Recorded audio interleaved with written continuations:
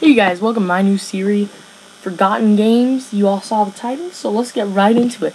This is the customization section of BRINK. I'm sure you've all heard of BRINK. If not, it's an older game, about a year ago.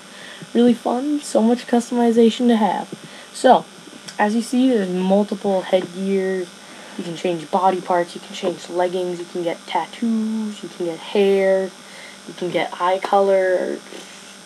Just insane amounts of customization in this game. Literally endless, okay? Also, I'm going to show you guys some gun customization. And probably right about, I'm going to say, no, now. So, in this game, they've got plenty of weapons to choose from. Plenty to go around. Right now I'm using the heavy so that you can see all the weapons, actually.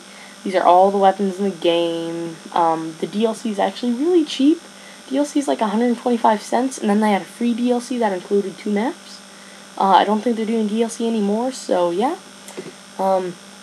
Sadly, they only did 1 DLC map pack, and that was the free one, and BRINK just didn't really work out. Not very many people played it. It wasn't as known. They didn't get their name out enough. Small little problems like snipers taking more than 1 shot to kill, which it should never, since it was a bolt action that I was using, as you will see later. And we'll be getting to the gameplay in about a few seconds, but so many customizations. Each attachment that you put on your weapon has a certain defect, yet also adds stuff. So you gotta be careful with that. There's also abilities in the game, which are pretty much perks and other stuff, and here is the gameplay.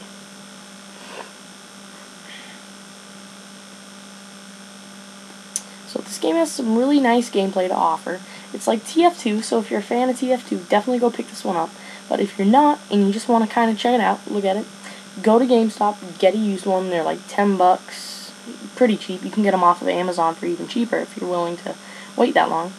But, I picked this game up about a week after it first came out, you know. My friends were playing it. I started playing it. I was like, wow, this is actually a pretty good game when I was younger.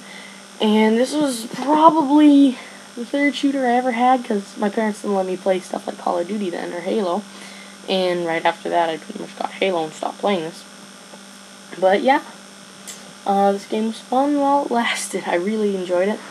And to get to the max rank in this game, you gotta have 60 hours of solid gameplay. Also, what I really like about this game is that it's not one of those things where you just run and gun. It's one of those things where you help out your teammates, you go as a group with multiple, like, classes, and you can just dominate and tear up the map. If nobody's working together, you're gonna lose. If everybody's buffing each other, giving each other ammo, giving each other health, you know, stuff like that, you're gonna do good.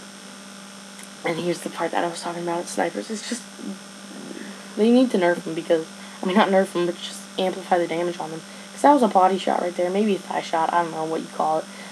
But see, that one was a knife, so it didn't take off total damage, and that should have killed him. But he got back up because he's a medic and he can do that. But you can revive yourself if you're a medic. You have to be a certain rank. And as you can see, I go into this kind of final standish mode. You don't normally get to hold a gun like that, except I was high enough ranked where I got a perk that lets me hold my secondary. And since I am a heavy, I can hold an assault rifle as my secondary, so I take that all to my advantage.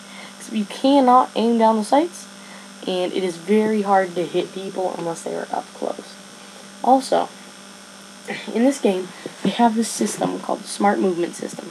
Okay, it's pretty much a parkour system for a video game. It is phenomenal. You can run, you can vault over objects, you can do parkour. It's just a great way to move around the map.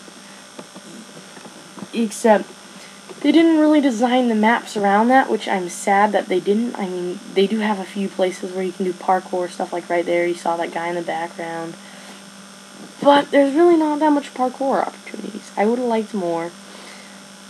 And the maps, they get kind of bland after a while. This is the same map, except what happens, every time you accomplish an objective, it unlocks a new part of the map for you guys to use, and it takes you to that part of the map and closes off the last bit. So there's pretty much 3 maps per round, depending on, like, the objective. So how many objectives there are, there's that many parts of the map. There's also small objectives that you can catch, like little bases and stuff. If you're that kind of person, I normally go for the main objective and stand back and snipe, because that is a good way to pick up points. But also, you can't just be run and gun like I said earlier. You're going to get the most XPs, and you will be on top. By the way, that was not friendly fire. This game has no friendly fire, which is kind of annoying if you're going for the hardcore mode, except nobody plays that anymore. The only game mode that people play are the normal game mode. But also, what was I saying? You're going to get onto the top of the leaderboard, you gotta help other people out. It's not just you being a lone wolf. You gotta buff other people. You gotta give them stuff that they need. That's what I like about this game. When you're down, people will actually come and help you. Like in Black Ops, if you're down in Second Chance, nobody cares. They just run by you like, okay. Except if you're down in this game, people will run over, throw you something, you'll get back up. That's what I love about this game. And I really enjoyed making this video. You know why? Because I got to play a game that I had not for a while, and I realized how much fun I had playing it. You know, it just brought back some good memories, I guess you could say. I am max rank, though, and it does take a while. Like I said, 60 hours of solid gameplay. But if you're new to the shooter genre, if you're a younger person that can't play Call of Duty and their parents won't let you or something, this is a good game to go pick up. T for Teens by the Ursub. I honestly think it should have been M. I mean, there's a lot of blood in this game that squirts out of people when you shoot them. But yeah, that's why I picked this game up, because it was for younger people, and I was allowed to play. And I loved it while I had it, so I hope you guys really